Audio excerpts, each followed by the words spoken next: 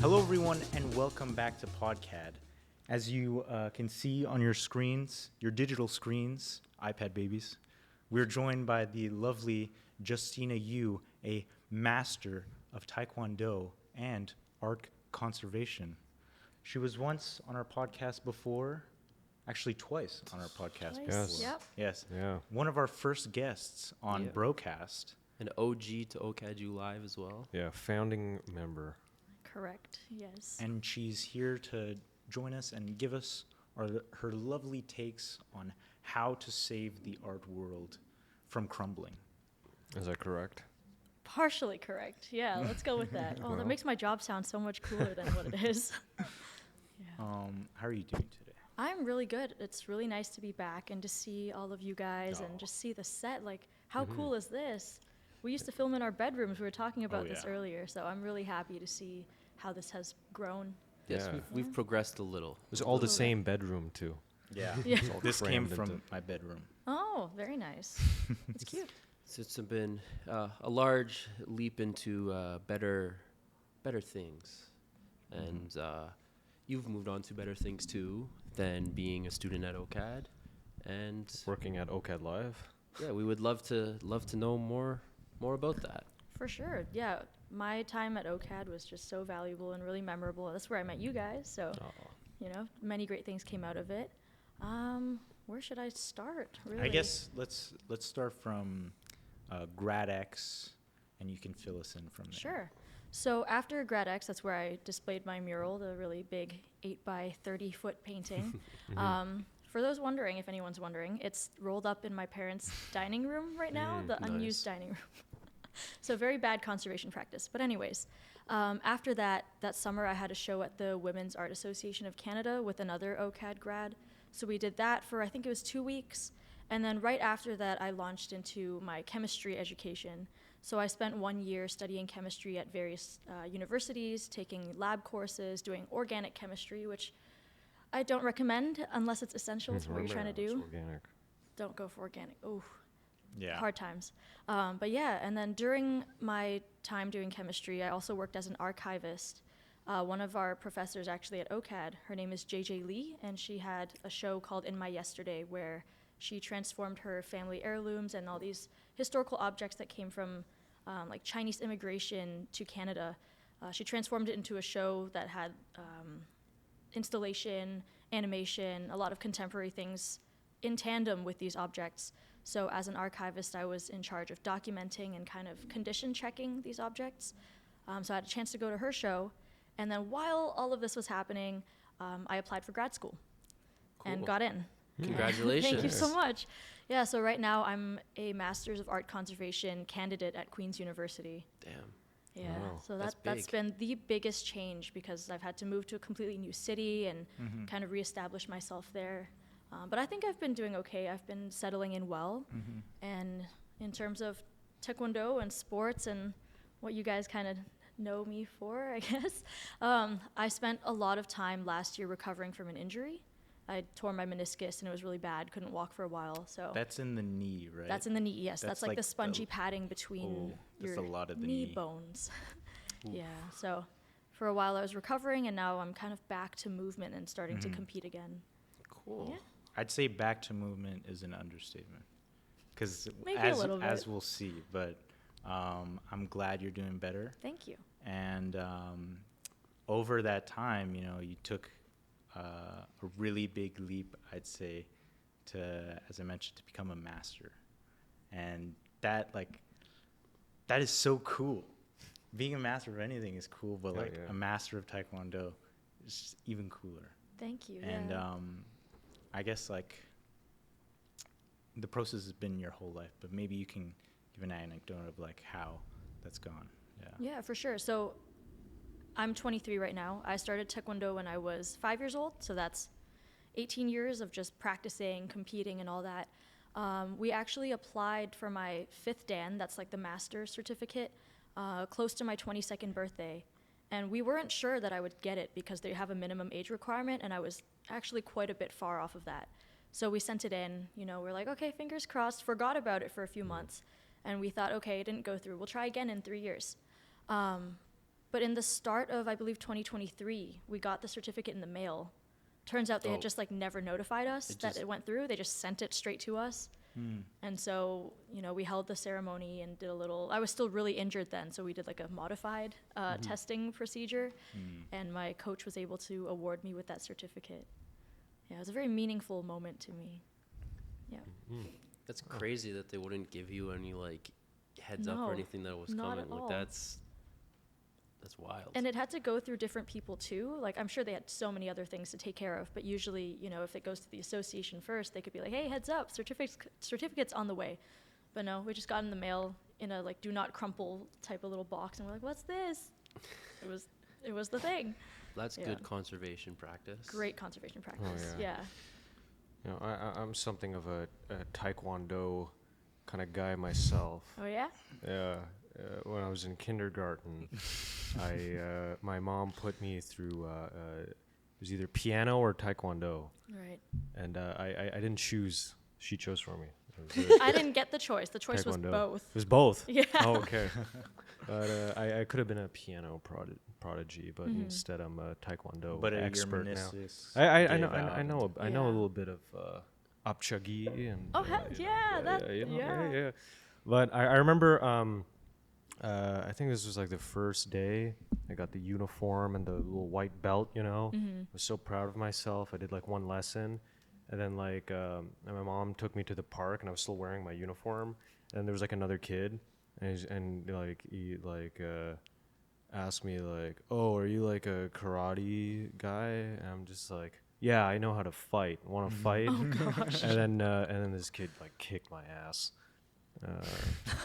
But You know what it we was, should do? We should do a master versus a white belt Master is a right white now. right now. Right I now. actually got like I think I don't know the colors, but I think like the purple or some. Yeah. There's a few. I think I have like 6 belts. And every school uses a different system nowadays. Really? So Yeah. like I know approximately where that is. That's a good level that you got to. But black is Yeah, still what is the it? top, right? Fit- yeah, black's still the coolest. What for, can I say? For every single school. I think yeah, for every single Yeah. school. Well, I mean, like, it's pretty good if I'm gonna fight like 7-year-olds. You know, I Oh don't yeah, think I've perfect. retained Way any more of than the. enough. I don't yeah. think you need a purple belt to fight 7-year-olds. I don't think you Mark. should be fighting 7-year-olds. But I'm saying I could, Oh, he and Yeah. I have the qualifications. for it. Hypothetically, if you needed Yes. to, you totally could. Yeah. You could probably take 3 of them on. Have you- Taekwondo isn't just fighting. No. No. Yes. Well, tell us more. Yes. What it is. Yeah, so Taekwondo, other than just being the martial art everybody knows it for, to me it's really a way of life. It's taught me a lot of discipline, indomitable spirit, respect, things that have kind of been useful in everyday life, like with my family, friends, workplaces, everything. Within Taekwondo, there's a few kind of subcategories nowadays of competition. So there's sparring, that's the contact fighting, you know, the headshots, everything. And then we have something called pumse. Pumse is forms. So there's a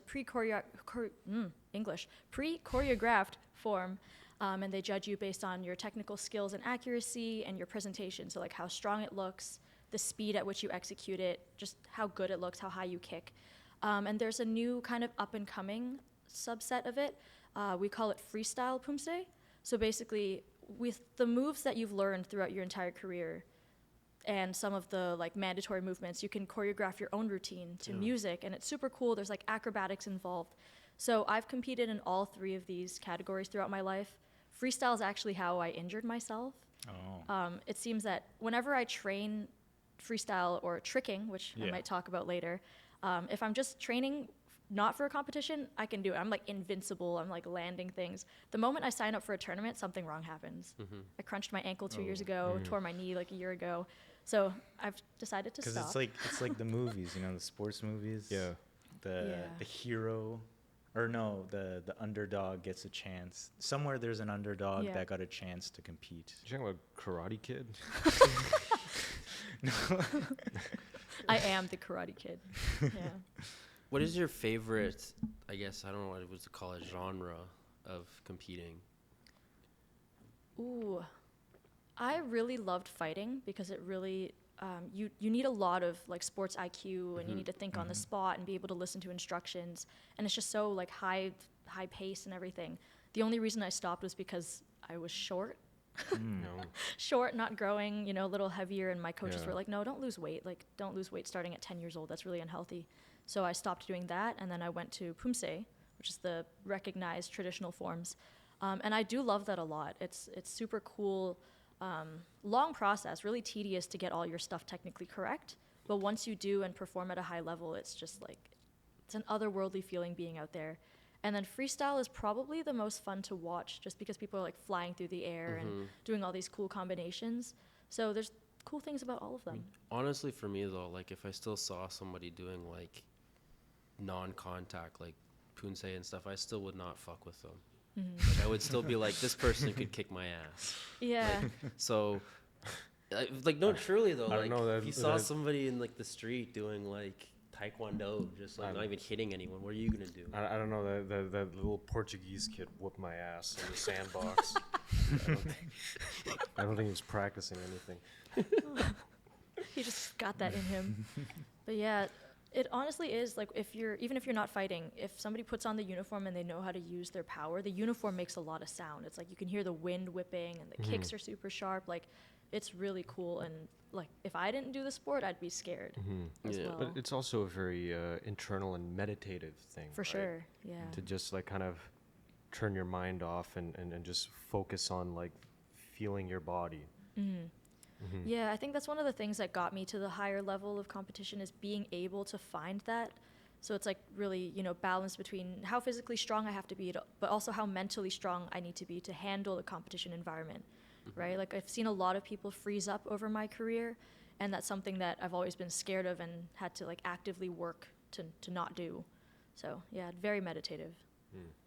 What is your sort of plans for the future in taekwondo? Like, do you have anything you're working towards right now? Yeah, actually, I have nationals in 3 weeks, or about 3 weeks. Damn.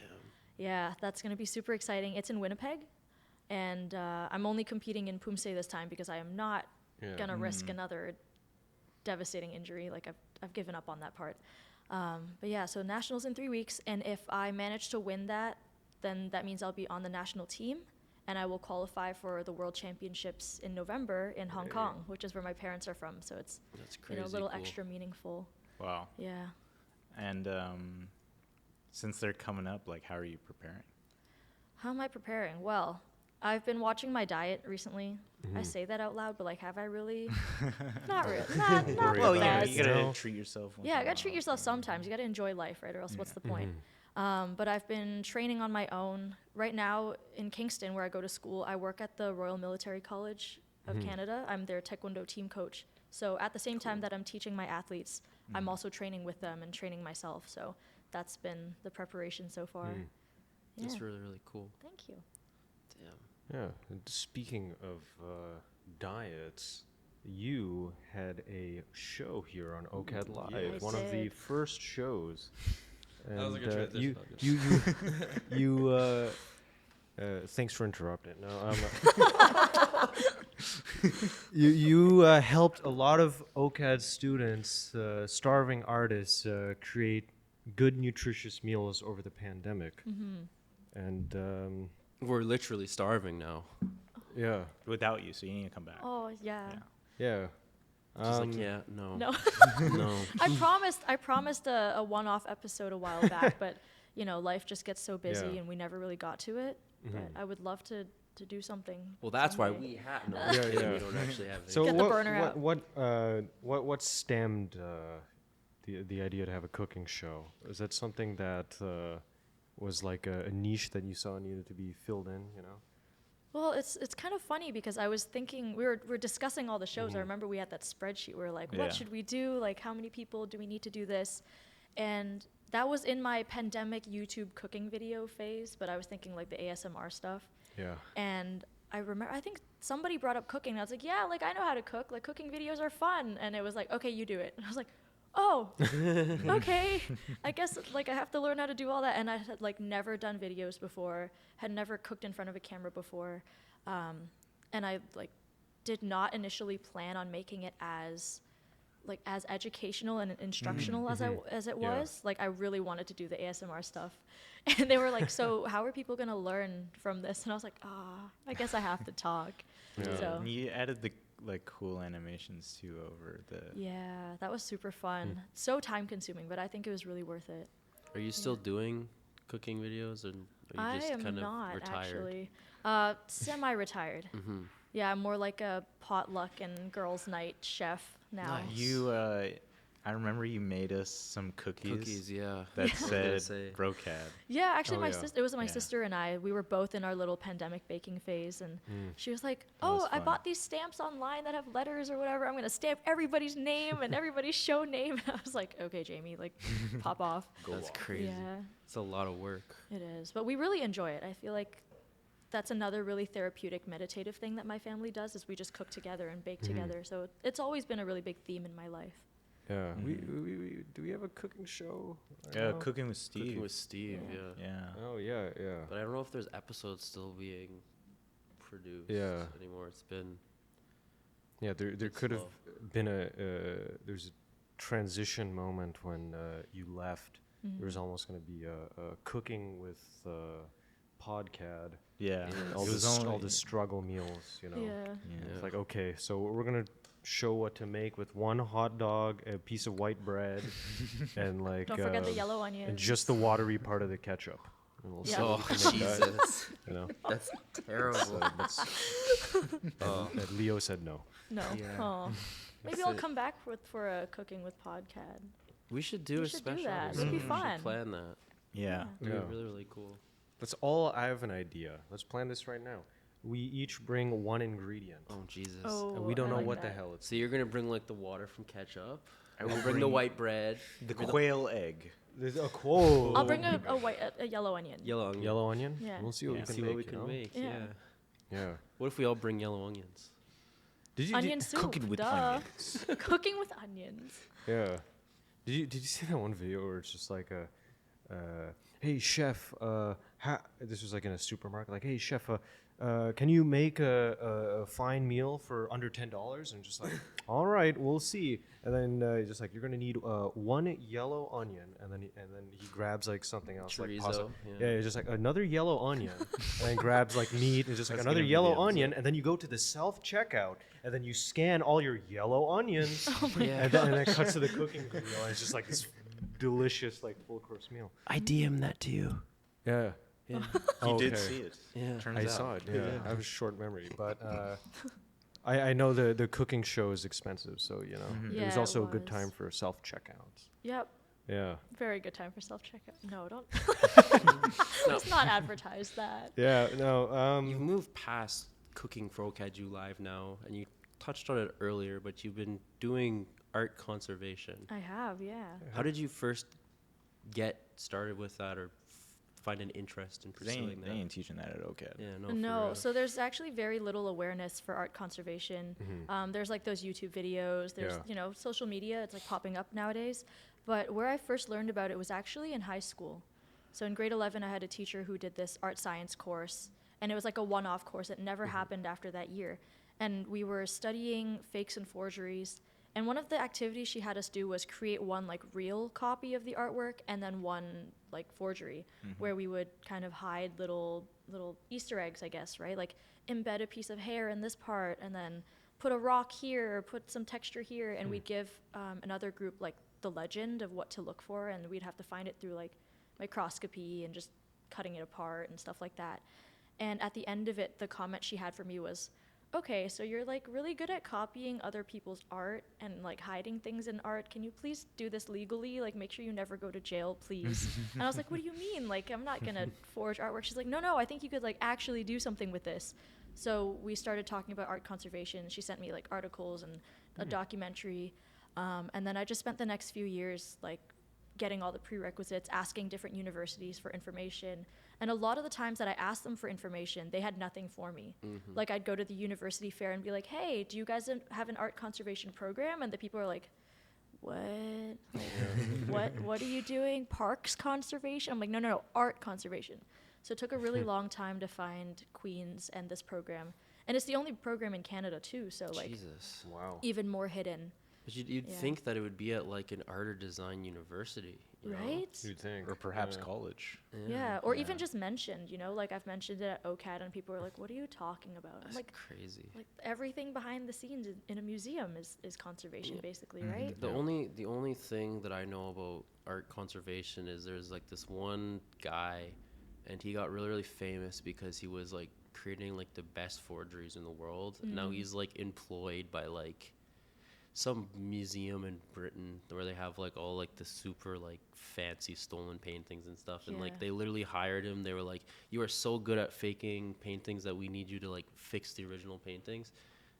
That's as much as I know. That was almost me. No, no, I'm joking. So But how yeah. many fake Pollocks do you have at home? Oh, let me. I feel like let me look Pollock at my would be inventory. the hardest to fake. There's so much like. No, if you're not trying to make like an exact replica, Oh, but just no, like but- a hidden. Oh, a hidden Undiscovered I get Pollock. it. Then it'd be the easiest one to make. Yeah. Undiscovered Pollock. Never before seen. How does that happen? Like, was just like was rolled up in a warehouse somewhere? Yeah, sometimes. In somebody's barn. We find a lot of paintings that come from barns. Yeah. Yeah, maybe there's a hidden Pollock somewhere. That's crazy. Yeah. So, like, can you walk us through like the process of conserving a painting, for example? Sure. Like, it's just been like brought in, it's in like the condition. Yeah, I can walk you through actually one of my own treatments without saying Okay. too much about the painting itself. For 'Cause, sure. very Confidentiality. yeah. Yep. So a painting that I received in the lab was, it's an oil on panel painting. It's from the 1930s, and it was showing signs of just being very dirty. Had some paint splatters and some abrasions on the surface. So the first thing we really do is take a look at the painting holistically. Does it look stable? Are there any really big issues? Are there like structural damages? I remember this one came in a frame, so the first thing was like, can it be handled? Will it literally crumble to dust if it's out of the frame, right? And we decided it wouldn't, so we took it out of the frame, assessed each of the pieces individually, and then after that, kind of like we start the documentation process, because we love to have before and after shots to make sure we're not damaging the piece or doing anything that changes the appearance too drastically. So documentation in like regular light. We do a lot of UV imaging because it shows like varnishes, it shows changes that people have made, like previous restoration efforts. And we also do infrared analysis to see if there's anything beneath the paint that could be, very important to the context and how we treat it.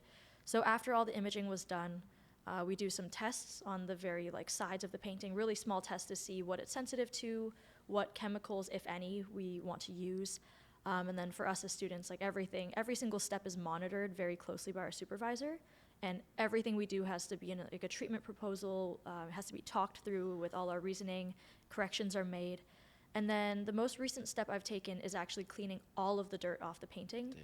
I have a video of this actually, yeah. if you want to. That Pull must it be out. really stressful though, knowing that like Oh, yeah. you're cleaning something that like you can make one mistake and then it's done. It's gone. Like that's Yeah, so again, without saying, Hold on. hold on. I got it. Yeah. Yeah, while this is getting sorted out, actually, we had this painting we were handling. Media type media, yeah. Not in our collection, but this is a painting we were just handling for education purposes. Yeah. We found out afterwards that it was like a multi-million-dollar piece. And they didn't tell us this beforehand, which I can understand Nice. because I think Yeah. none of us would have touched you it. would get more stressed. We would have been so stressed, but Mhm. afterwards we were like, oh my goodness, we need to go back and check. Like, it was fine. Yeah, because Yeah. we're taught to be really careful, so. That's crazy. I'd feel like even if Oh. I had the wrong video. Yeah, art conservation right there. Yeah. So you Yeah, this one. kick the painting in half. Yeah, yeah, especially the panel, right? So this There is we a go. video I pulled off of our school Instagram. This is Oh, one that wow. I submitted. And what's happening here is that I'm cleaning the surface dirt off the painting, which is very textured. I'm using a tailored gel solution. So basically the gel is this kind of neutral substance that controls the amount of water going into the system. And you can add surfactants, you can add something called a chelator, and these things kind of take away really specific dirt particles without damaging the paint surface. Wow. So That's so precise. yeah, so That's we use really crazy. small brushes and like really like small amounts of gel, and agitation is how this gel picks up the dirt. So we use a little brush to do that, kind of agitate it around, and then once we pick up the gel, because the gel has chemicals in it, you want to remove it from the paint surface to make sure it doesn't do any damage you know, in the In the long future. term, yeah. So we use cotton swabs with clearing liquid or clearing water. They're like very barely damp swabs, and we just kind of pick up all that gel, and it's, you know, now it's clean. It's crazy. You never Is really there- think about how much dirt would be on the surface of a painting Yeah. if it's been hanging.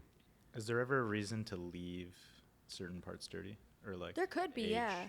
So a lot of paintings, well, it depends on the client as well, right? If a client says, I just want it to be assessed or very basically cleaned, you know, like we can't do much more than what they ask for, and there's Right. always like ethics to consider.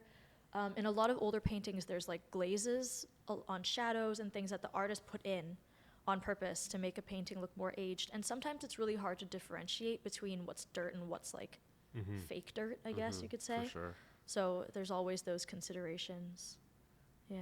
So you have to pick up the dirt all over the painting just using those little tools. Yeah. Well, how long is the process? This painting's this actually particular one. quite small. Okay. It's like a little panel. Mm-hmm. This took me.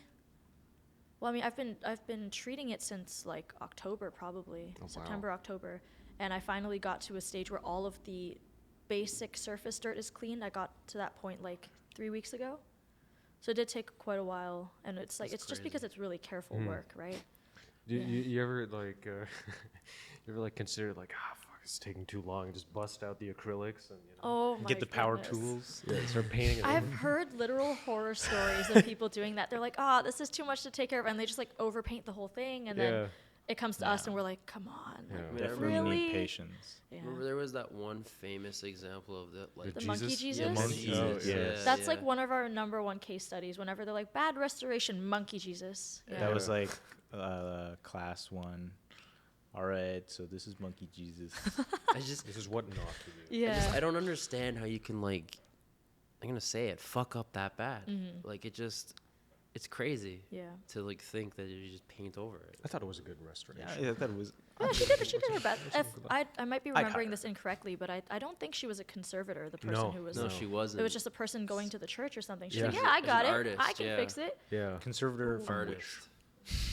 I think that's what happens when people you know don't trust the professionals in the field. They think like, oh, yeah, it's too expensive, oh, too time consuming. I know a guy. Yeah. You Yeah. know, my uncle is the best at. He's done it a million times. He's painted And I just, 1,000 you know, condos. and then, yeah, exactly. It's the same thing. It's the same thing. That's horrible. Oh jeez. I really hope it's okay that I pulled up that video. I mean, yeah. it was on a public Instagram, so Oh no, Yeah. it's totally fine. So, Yeah, don't worry fingers about crossed. it. I mean, my school, they're gonna be like, expelled. No, I'm The joking. ghost No, of the artist is gonna come back. How, as artists, can we protect? Because I don't want to say conserve, but how can we preserve our paintings? Yeah, like how to prevent Yes. damage. Yeah. I think a lot of it comes down to really understanding your materials and your processes. I feel like, and this is like not in any way a bad thing.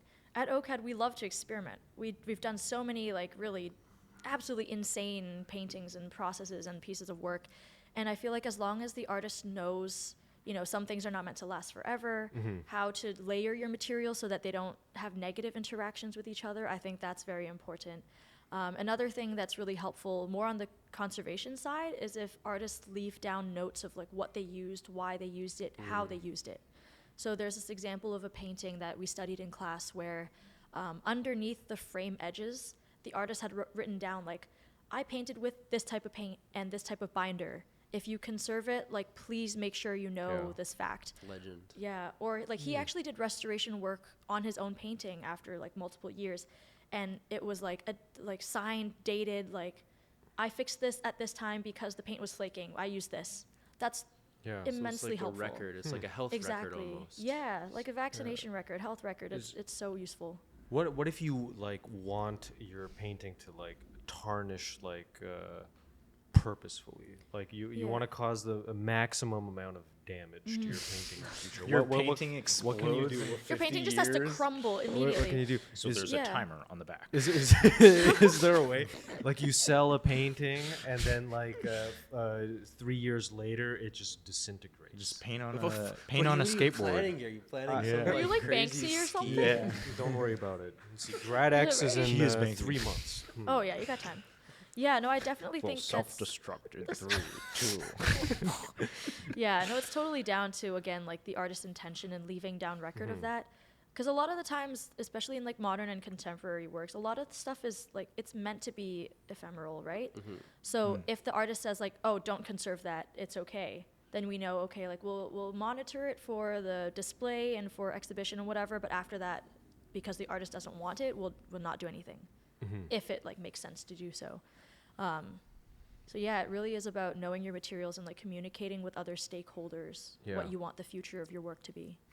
Sorry, I just had a really like stupid thought. I was like, what if it was like an ice sculpture, and you were tasked with conserving the ice Yeah. sculpture as it melted? Then what? Ooh, I don't think we've gotten there yet. Yeah. I don't think so. Freezer? Yeah, cold storage. Yeah. Cold dark storage. Yeah. That's Or probably it. water Yeah. on top of ice sculpture. Reform. When you For think of art conservation, you know, you envision someone going with paints and you know retracing the artist's steps, but that seems kind of like a final effort, you know, when like Yeah. everything else didn't work. Like, at what point does someone actually have to go with a brush and like fill in things? So I feel like our kind of like the best ethical consideration is to not do that. I know a lot of clients, they want their painting to look pristine, they want it to look perfect like it was just produced. And sometimes there are reasons to retouch to a large extent. But most of the time we really try to just diminish what the losses look like or kind of hide these imperfections. So a lot of it like overpainting or in painting that you see is actually done with reversible pigments or reversible It can materials. come off after, right? Exactly. So as long as you know what the material is, it can come off very easily, and that's what we try to do. So that's like one way we're kind of combating that is that yes, you can do a certain level of intervention, but it has to be completely reversible or as reversible as possible. It's kind of like Yeah. when those guys go to like the barbers and they like spray the hairline on. That's what popped up in my head. Yeah, it's reversible. Yeah, it hides the imperfections. They're but the like, true art. yeah. Hairline conservationist. Oh my gosh. Speaking of like hair and stuff, I know like the Mona Lisa lost her like eyebrows. So, Did like, she what- lose her eyebrows or did yeah, she not have eyebrows? they did a scan on it recently, and it revealed that there's like traces of like Yeah. eyebrows. Like, what is your thought on like taking a piece of art like now that she's obviously lost her eyebrows? What is your thought on someone coming in and putting the eyebrows back on, even though like now like obviously the Mona Lisa has only become famous without eyebrows, Right. and then before that it was just another portrait, right? So like, what Yeah. is like your opinion on the ethics of like doing that? Yeah, so that process I would say would heavily involve the stakeholders, so like who owns the piece or who are the caretakers of the piece and like curators in the gallery and museum. That's a really difficult question because obviously she's known a certain way. Right. It's like was it Sistine Sistine Chapel? Chapel, yeah. Where everyone was like, yeah, it's meant to look aged and it's meant to look, antique, but then the moment you clean off just the most surface dirt, literally dust, it's like bright blue again, right? It's like it was known as being kind of antiquated and stuff like that. So it really depends on the piece and the stakeholders and like the extent to which it's damaged. Like if it's a surface dusting and it reveals a bright blue, like you're really not doing much, right? But if you were to add eyebrows back onto the Mona Lisa, I don't know about that one. I guess it's like a question. Gave her of a two fade. with like A low Greek or taper. Roman sculptures that are made of like marble. They're obviously like white marble now, yeah. Right. but like originally they were like They were painted, painted, yeah. right? Painted, Like yeah. they were like painted and stuff. But we've accepted as a society, I guess, that they should Yeah. just stay as like the way we found them. Right, like as a sign of age, and like it all really ties into the context, right? Yeah. It's also like how were Mona Lisa's eyebrows Yeah. removed? Like, was it damage? Was it paint flaking? Was it the traces, are they under the top paint layer? Maybe, the artist meant Bro. for Yeah. them to be there and then took Probably them off. erased That's it. possible, right? So it really depends on Mhm. the context and all the evidence you can find. Yeah, with conservation, who are the clients? Museums, or do you get collectors, like individuals? We get literally Everybody. everybody. Yeah, Yeah. it could be like, well, right now as students, we don't really work with large Mhm. institutions because Yeah. we are not there yet. Yeah. But like my professors and other conservators, I know they work for the government. They work for galleries and museums that are owned by the government or Yeah. by private clients or private owners. Sorry. We work with individual clients that Yeah. could be collectors or like part of an estate. They could just be like somebody wanting to fix their grandmother's old painting I that was see, left yeah. in the attic. So it's like a service that anybody can. Exactly. Yeah. Okay, what if what Oh god. sorry. I'm scared for this question. No, just like what if you finish the conserving of the artwork, and then like the client's card declines to put the dirt back on. Yeah, we just rub the dirt back on and like sand off everything and like You take just, the like, put painting the- off the canvas. Yeah. No. Card. Card declines. Just like It's like take when your off the card dirt. declines and they like undo your therapy. Yeah. Yeah, exactly. Yeah. Yeah. Put your hair back on. Have you seen those videos on TikTok? Oh, They're it's wild. terrible, Yeah. Play, yeah. Oh my That'd be goodness, a it's like good when your one. card declines at therapy and they like I'm not gonna talk Give about you back the trauma. people's other What's, problems. What would you say is up next that needs conservation? The works that are fresh and crumbling. I can answer that. Yeah. They need to make the paintings soup proof. Oh goodness. Yes. Yeah, we the talk next about that in innovation. class. Like whatever morning, like just a casual Monday morning, someone comes in, runs with their own, yo, somebody threw soup again, and we're think- like, damn. I think I already know your opinion on this, but what is your opinion on people using vandalism to art for protest? I mean, like, in a way, I can see where they're coming from, but also, like, as an aspiring conservator, like, come on, you make my Yeah. job so much harder. Oh, Like, yeah. don't affect things that are. I don't want to say like things that belong to other people, but like in a way, yes, right? Because all art, as much as it's privately owned, is for everybody, Yeah. right? I'm sure there are other ways to do that. I know they're trying to get people's attention because other methods are not working, but you have to think about really like the effect that you have on things. This Yeah. art we've worked so hard to conserve for like hundreds, thousands of years. There's been conservators working since, I don't know, like Middle Ages or something, Yeah. right? And it's like something like that could really just be the end of a painting's life. Yeah. So- But they target specifically the big oil Yeah. activists, or like the activists against big oil. They target paintings that are specifically behind glass. It's Yeah. more so Yeah. for the statement. So, and that's Yep. that's interesting. That actually leads Damaging. into like something I read last week for like a Socratic circle and thesis. But we all did choose like a different writing from this book about like destruction in art. And the one I chose, it was called Art Vandalism and stuff. And the author had broken this thing into like 2 points where she basically like explained art vandalism as being formed by 2 different causes. The first one being solely political and as like a means to get attention, which would be like throwing soup Yeah. at a painting to get your political thoughts heard. And the second one was like art vandalism in the terms of like destroying like statues or paintings that were done by, less than savory figures and stuff who had like a Yeah. particular view of the world.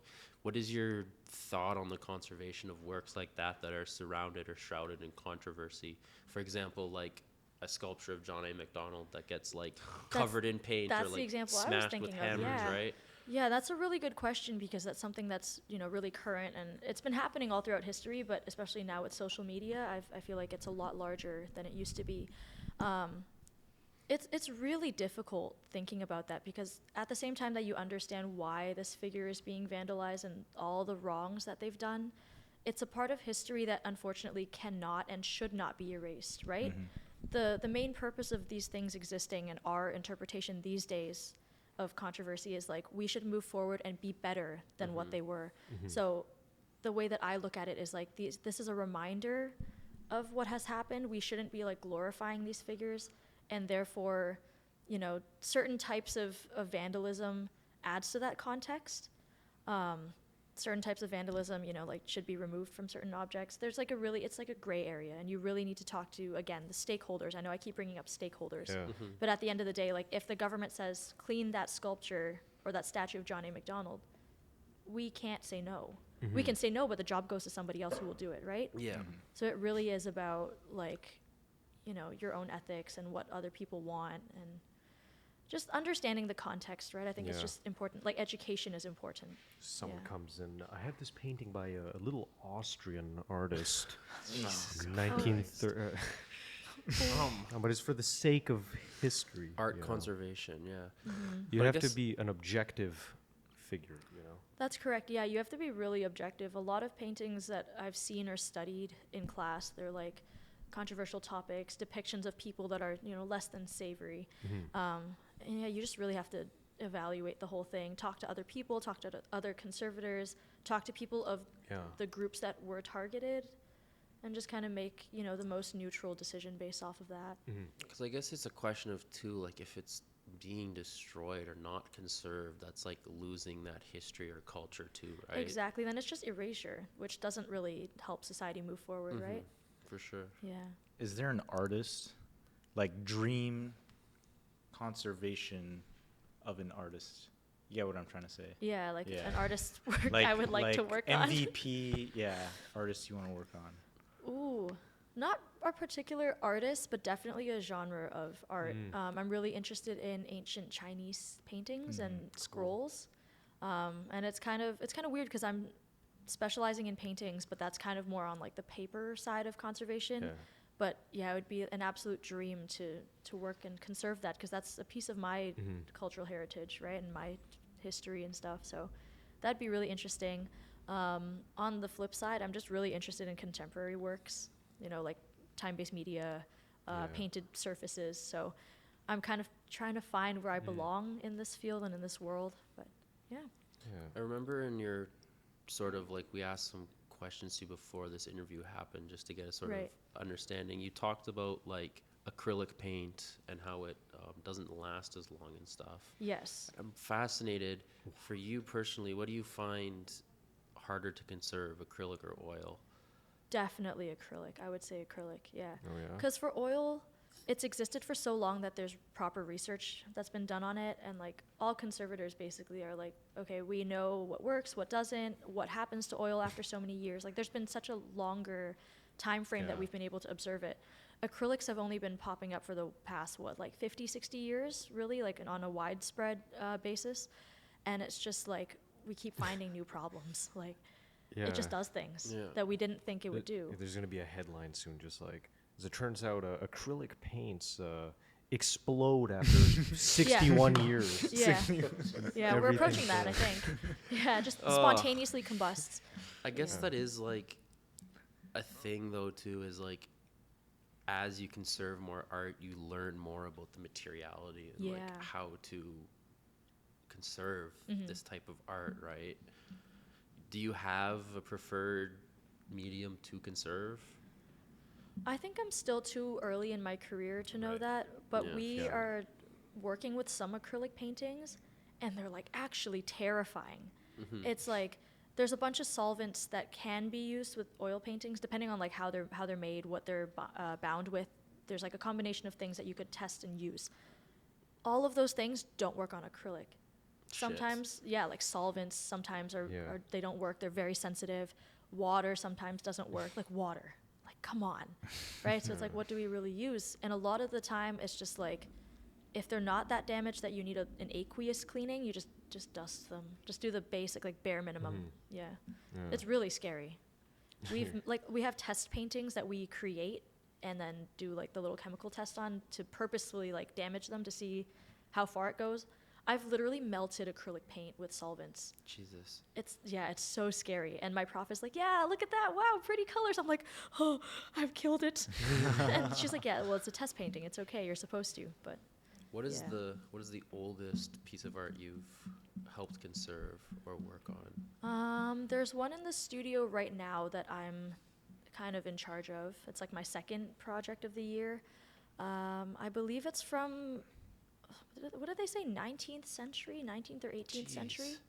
So That's not that old. old yet, but like still It's still pretty old. old, like, Yeah. We're the 21st century. That's like Yeah. That's quite a while. A whole century. That's a whole century, yeah. Damn, dude. And like on the surface, it really looks not that bad. Yeah, there's like major structural problems, but the painting itself is beautiful still. Yeah. it's crazy. Yeah. Okay, so like hypothetically, you're done studying, you get your master's in art conservation and stuff. Where is your dream sort of place, like institution, to be conserving art at? Ooh, I think a lot of this overlaps with a lot of us conservators or like aspiring conservators. We talk about the Smithsonian a lot. We talk about the Met a lot. And I feel like the Smithsonian is one of the places I would love to end up in because actually right before I started the program, like I already had been accepted and everything, a documentary was sent out to us, and it was about the conservation team at like the Smithsonian in Cleveland, in Boston, and it was like all the Chinese paintings conservators.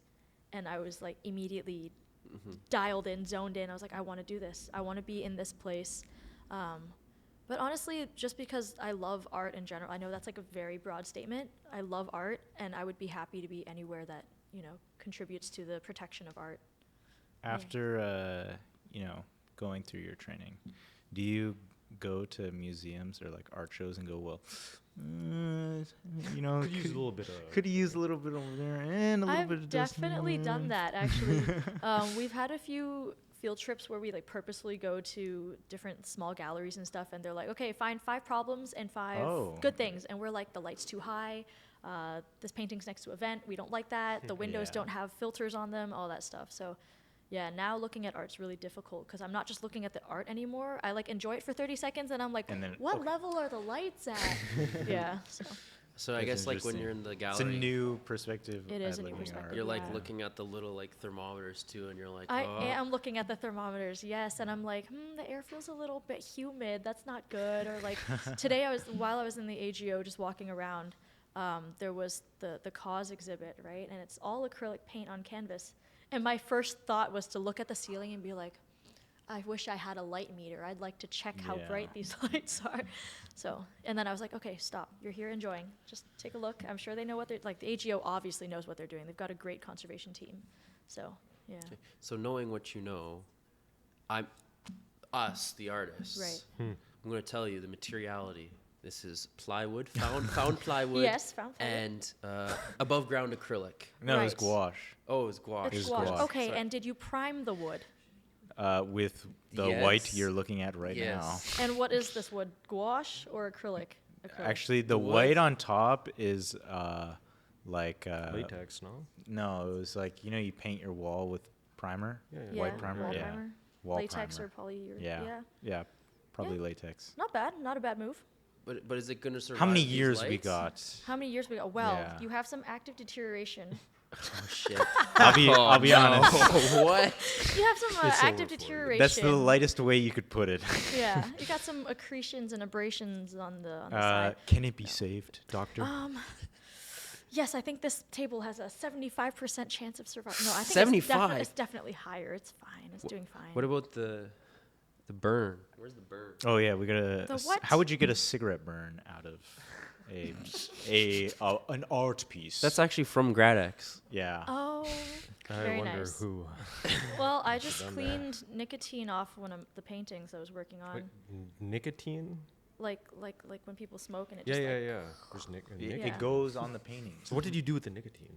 That's what I was Oh my gosh, thinking. actually I've saved it in a jar. Like it's Oh. like the jelly stuff that you saw, the tailored gel. Yeah, yeah. When you lift up the gel, it's like this really gross yellow, like boogery looking stuff. Yeah. Like that's Yeah. the best way I can explain it.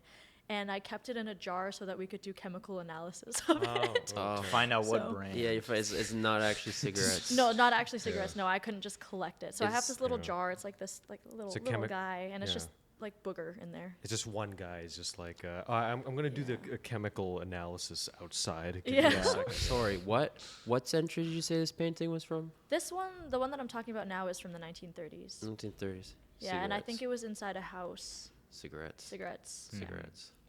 Yeah, but You it's sure like the- it's super funny. The artist didn't just like, I'm going to do some experimental mark making.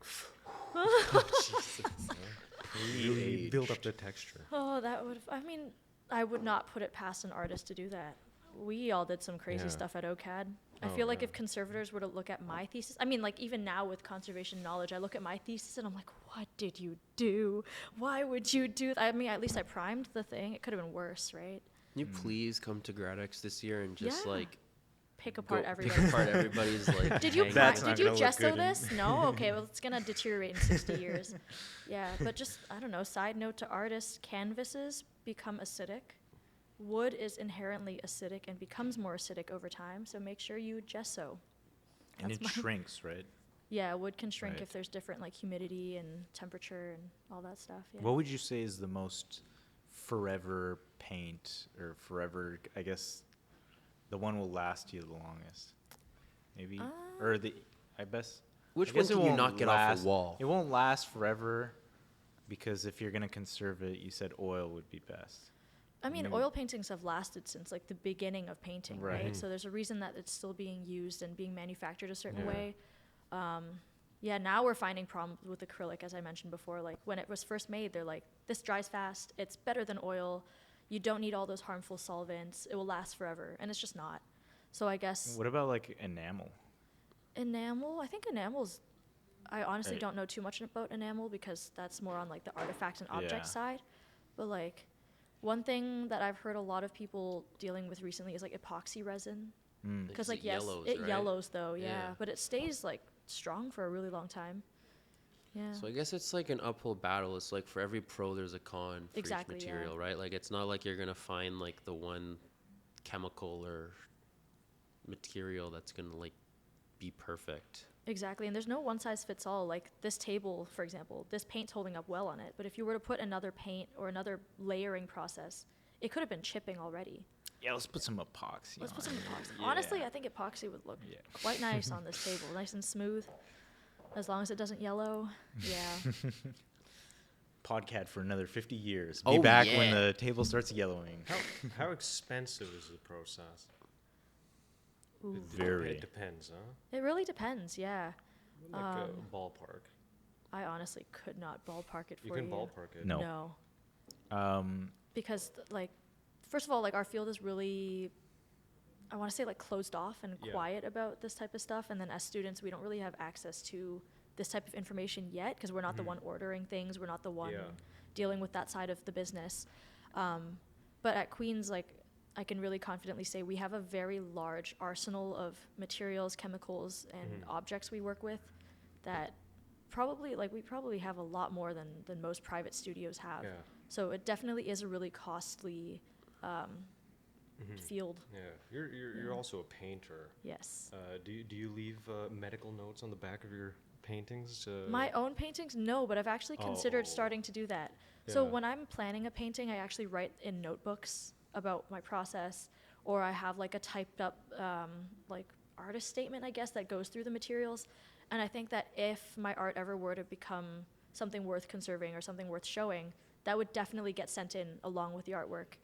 Of course, it's worth conserving. Oh, thank you. Aw. Everything's worth conserving, honestly. Like all the stuff we Not make. this table. Not this- Right in the. Clearly not this table. No. Do you have any upcoming plans with your own artistic practice? Oh my goodness, no. But I really wish I did. Yeah. It's too many things to because shuffle. So many huh? things to. Yeah, Yeah. I don't blame you. Ever since that art show, I remember I spent 2 months just nonstop creating works, and I made, I think it was like around 15 original pieces just for this one show. And then after that, it was just chemistry. All I do now is draw Nice. like chemical symbols and organic reactions. It's a lot of math too, right? Not my strong suit anymore. But yeah, lots of math. Yeah. I wish I could paint more. I really do. But seeing other people's paintings Yeah. is, is enough to kind of satisfy that hunger, I guess. Yeah. We should take a look at some of the images and videos. you Right. brought in. Sure, Right. yeah. What a fancy setup. Yeah, Thank it's you. not Too fancy. So Yeah. here we have you. Is that a microscope? Yeah, that's Or a they have it- microscope. It's like a portable one that we can kind of wheel around the studio, and we can connect it to like an LCD monitor or our laptops. Cool. And basically what I was doing here was gluing down like a flake of paint that had popped off. And we were using, again, like reversible material. So when I say glue, what I actually mean is like a consolidant that can be easily reversed. But it's like the original paint. Yeah, we I try to have save all the flakes, I have yes. a question as like a collector. Yes. How do you conserve a digital painting? Oh goodness, yeah, that's also another newer thing that's been coming up is like the conservation of time-based media, and it's really about file formats, kind of managing your files, Put it on knowing the hard what drive. types of things have like what's it called, lossy compression. Yeah. I remember some things from OCAD, yeah.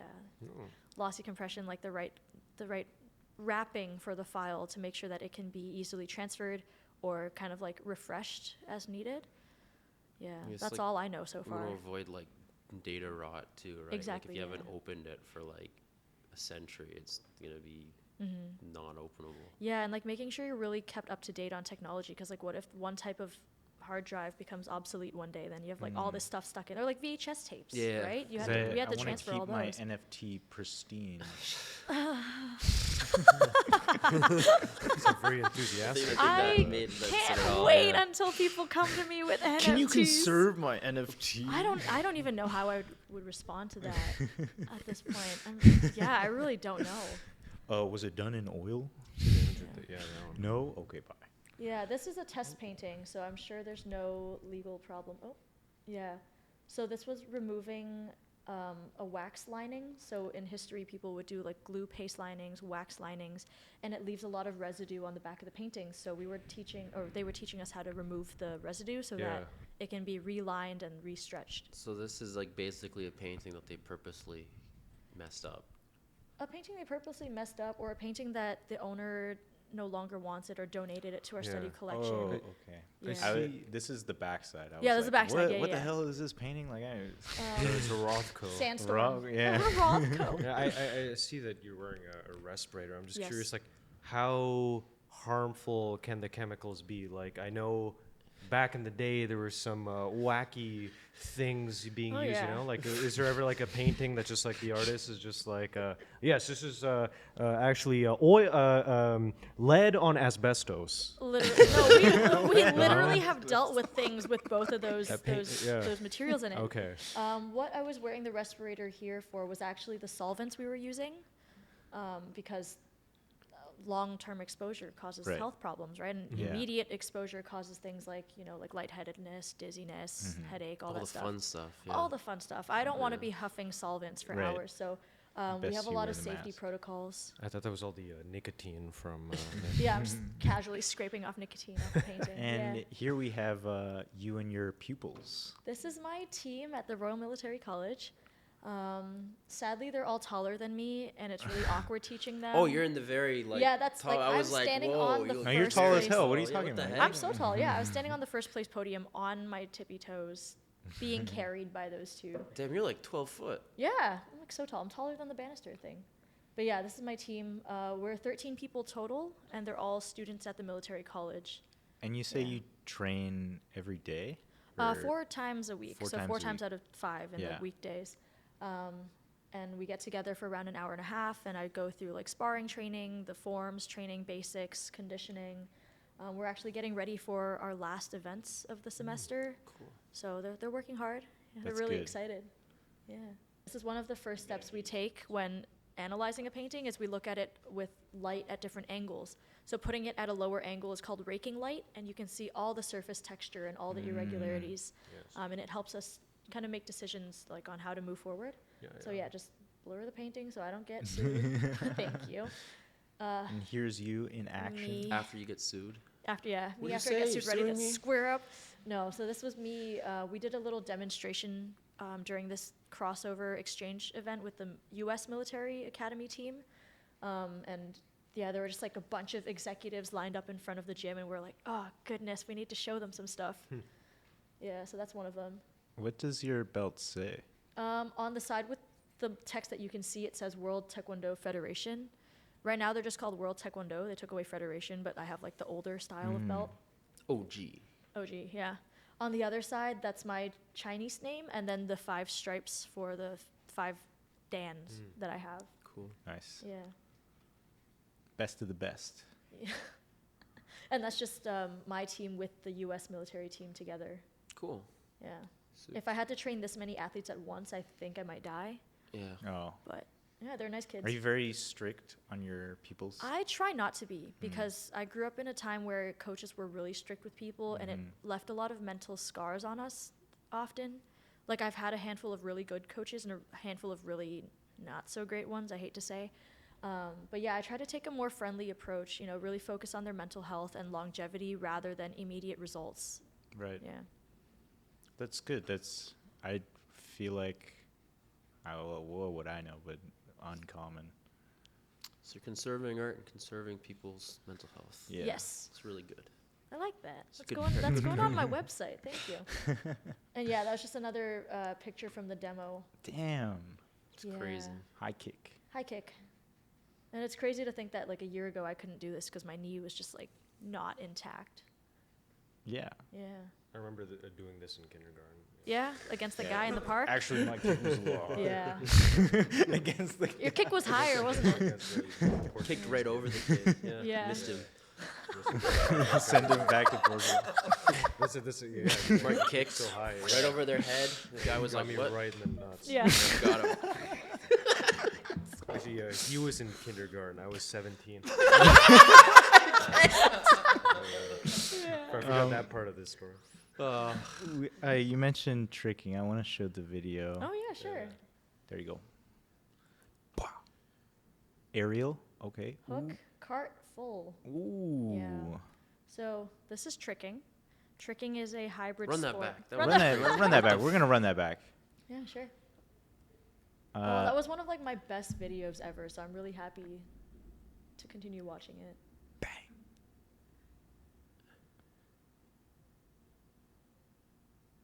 That's Person awesome. filming that's so brave. I'd be so scared that I'm just gonna get like. If you walk into the gym, it looks really silly because it's a bunch of people doing this, and then the people like literally shuffling back, like holding Yeah. the camera, chasing each It other. reminds me of like trying like when your friend wants like a skate video and they're Literally like that. one more time, I Yeah. swear I'm gonna Maybe win they the trick. chuck the Literally. board And at you've your got to head. like ride beside them super slowly. Yeah. Some of these videos, they take so many tries, and it's just somebody like sticking their butt out, like, I got you, I got you, I got you. And everyone's like, can you please finish so we can, But yeah, I was saying tricking is a hybrid sport that combines elements of martial arts, acrobatics, breakdancing, capoeira, parkour. And it combines all these things, like a combination of kicks and flips. And it's really like not a standardized sport. There's a lot of freedom. So the style that you saw me tricking in is very like martial arts, taekwondo style.